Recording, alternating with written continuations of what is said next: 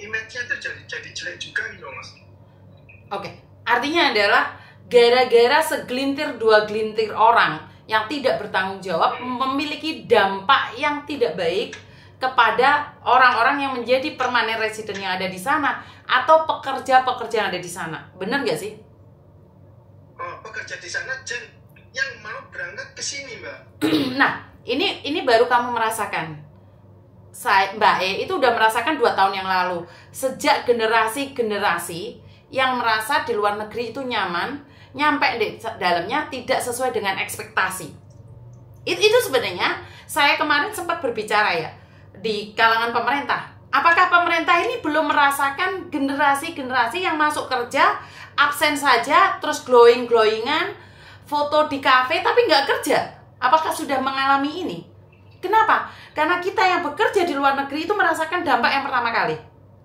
Jadi mereka itu update status posisi ada di Jepang atau di Hong Kong, tapi mereka nggak kerja. Update story aja. Habis itu 1 hari, 2 hari, seminggu, 2 minggu, 1 bulan, 2 bulan pulang. Itu yang terjadi kan? Akhirnya apa?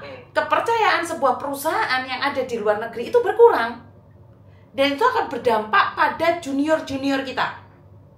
Tetapi orang seperti itu adalah tidak akan mau menerima.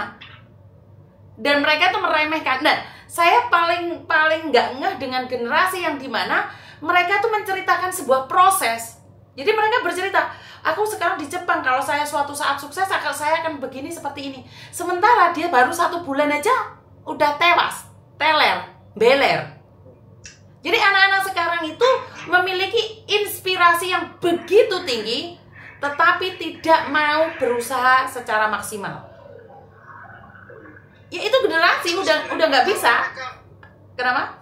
Kalau mereka mau berusaha maksimal, Mbak, sebenarnya Mbak, mungkin dengan aku ya, meskipun aku media di kampung ya tahu, karena nggak ngerti bahasa, ya mesti ngerti rasanya. Dan ujung-ujungnya mungkin sekarang aku bisa bikin perusahaan sendiri, aku punya ya itu tadi kembali lagi proses. Masalahnya sekarang itu nggak ada yang mau proses, tapi mereka protes. Paham nggak sih dari sini? Iya. Mereka itu lebih mengedepankan protes.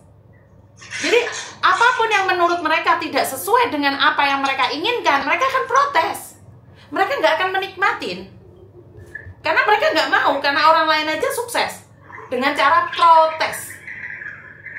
Dan sekarang itu kan kemarin aku buat konten di mana ada orang yang melarang orang untuk mengajari disiplin orang lain.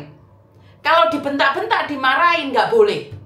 Kenapa? Ya ini orang-orang yang memberikan motivasi seperti inilah nggak kepingin generasi muda itu sukses.